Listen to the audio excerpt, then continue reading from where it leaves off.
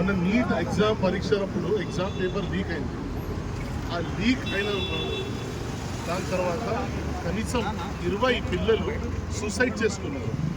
20 పిల్లలు life suicide చేసుకున్న తర్వాత వాళ్ళ బాధ్యత ఎవరు? 20 పీపుల్ కమిటెడ్ సూసైడ్. అయితే ఆ పిల్లల పేరెంట్స్ వాళ్ళు మంచిగా చదివి డాక్టర్ అవుతారని ఒక ఆకాశం ఉండే, వాళ్ళకు ఒక డ్రీమ్ ఉండే.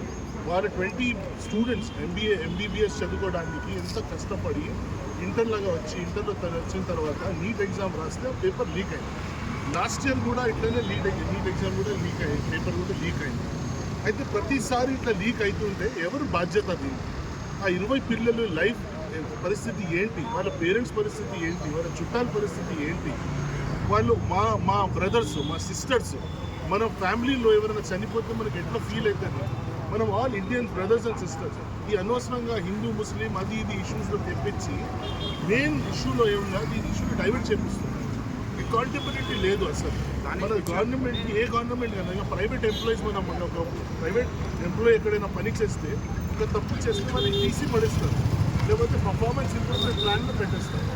ఇంతమంది సూసైడ్ చేసిన తర్వాత కూడా ఒక మినిస్టర్ రిజైన్ చేస్తేనే అయితే ఎంత మన గవర్నమెంట్కి కొంచెం ఆ 20 స్టూడెంట్స్ మీద కొంచెం ప్రేమ దయ ఏం లేదా? ఇంతమంది రోడ్డు మీద వచ్చి ఇప్పుడు ప్రొటెస్ట్ చేస్తున్నారు. సోనం వాంగ్చు గారు అంత దూరం నుంచి నార్త్ ఈస్ట్ నుంచి వచ్చి ఢిల్లీలో జంతర్ మంతర్లో హంగ్రీ స్ట్రైక్, ఏం తినకుండా ఏం తాగకుండా ఇంత ప్రొటెస్ట్ చేస్తుంటే అతని గురించి వచ్చి నెగోషియేట్ చేయాలి, మాట్లాడాలి. కానీ ఫోర్స్ని తీసుకెళ్ళి హాస్పిటల్లో పడేయడము, లేకపోతే అక్కడ ఉన్న పిల్లల మీద కొట్టడము, ఇది ఏంది?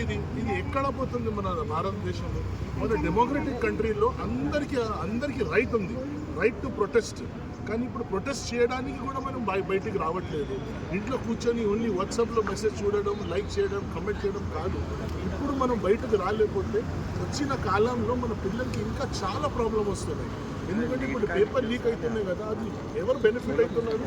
డబ్బులు ఉన్న వాళ్ళు కొనుక్కుంటున్నారు, వాళ్ళు రాసుకుంటున్నారు, వాళ్ళు పాస్ అవుతున్నారు. మన పిల్లలు స్పెషల్గా మన మైనారిటీ పిల్లలు, మన ఎస్టీ ఎస్సీ, మన దళిత్ పిల్లలు, మన వేరే వీకర్ సెక్షన్ పిల్లలు ఉంటున్నారు, వాళ్ళకి అంతకన్నా చాలా ప్రాబ్లమ్స్ అవుతున్నాయి. అందుకోసం మేము ఇక్కడ మొలాలీలో అందరూ హిందూ, ముస్లిం, క్రిస్టియన్ అందరూ బయటకు వచ్చి సోనం వాంగ్చు అతను హంగ్రీ స్ట్రైక్ చేస్తున్నారు, అతనికి సపోర్ట్ చేస్తున్నారు. ఇంకా భారతదేశంలో మీరు ఎక్కడైనా ఉన్నా, మీరు తెలుగు దేశాల్లో ఎక్కడైనా ఉన్నా, మీరు కూడా ప్రొటెస్ట్ చేయండి, దీని గురించి చదవండి. ఇది చాలా చాలా ఇంపార్టెంట్. మన ఫ్యూచర్కి, మన పిల్లల ఫ్యూచర్తో వీళ్ళు ఆడుకుంటున్నారు. అయితే నేను ఇక్కడ మా మొలాలి సోదరు అందరితో ఒక్కటే ఇది విజ్ఞప్తి చేస్తున్నాను, మీతో కూడా అది విజ్ఞప్తి చేస్తున్నాను. ఎక్కడున్నా సరే మీరు దీని గురించి, ఇష్యూ గురించి తప్పకుండా ప్రొటెస్ట్ చేయండి. ధర్మేంద్ర ప్రధాన్ లాంటి ఒక మినిస్టర్ రిజైన్ తప్పకుండా చేయాలి ఈసారి. ఎందుకంటే ఇప్పుడు చేస్తేనే ఒక అకౌంటబిలిటీ ఉంటుంది. రైల్వేలో కూడా ఎంత యాక్సిడెంట్స్ అయితేనే ఎవరు చేస్తారు. ఈసారి తప్పకుండా మనం అందరం ఒక్కటై ఫైట్ చేసి ఒక మినిస్టర్ని రిజైన్ చేయడం ఒక పెద్ద గెలుపు. Thank you.